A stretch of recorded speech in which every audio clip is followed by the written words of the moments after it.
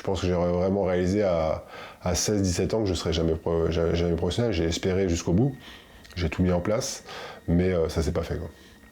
Je jouais gardien de but. C'est vraiment le sport que je voulais faire et je vivais foot, j'adorais le foot à la télé.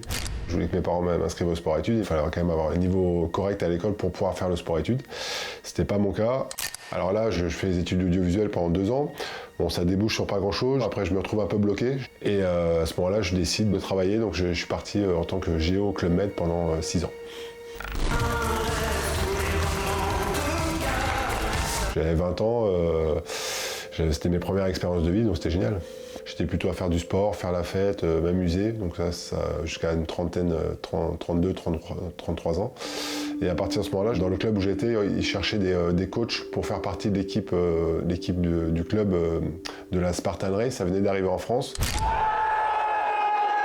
C'est une course d'obstacles, comme un parcours du combattant, entre 5 et 20 km. Il y a plein d'obstacles au milieu, donc ramper, grimper, sauter dans l'eau, etc. Dans l'équipe, je pense qu'on misait sur d'autres personnes. Finalement, je suis arrivé le meilleur de mon équipe. Alors j'ai commencé à me prendre au jeu justement de la compétition, de l'adversité, et ça a été le début d'un grand cycle. À l'aube des 40 ans, en 2020, je découvre l'Aerox par le biais des réseaux et dès ma première compétition, j'arrive 8e. Je me dis, bon voilà, et je pense qu'il y a quelque chose à faire. Et après, je me dis, bon écoute, la prochaine fois, je vais faire la même chose, mais je vais mieux me préparer. Et là, je passe sous l'heure. Je passe à une d'arrivée, 59,46. Et là, je commence à comprendre que j'avais le 5e meilleur temps mondial de l'année, quoi. Dès ma deuxième course, avec mon moins d'une heure, je suis rentré dans le top 15 mondial, donc le 15 meilleurs athlètes mondiaux.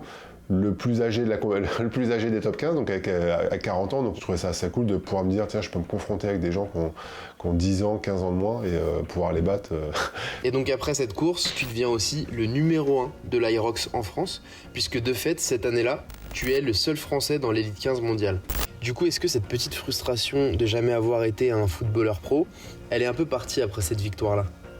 Ah oui, non, c'est parti, ouais, totalement, parce que en fait, cette frustration, au bout d'un moment, s'est transformée en fierté le jour où je me suis dit, tiens, je peux performer dans quelque chose, et à ce moment-là, je prouve encore que c'est pas fini, quoi.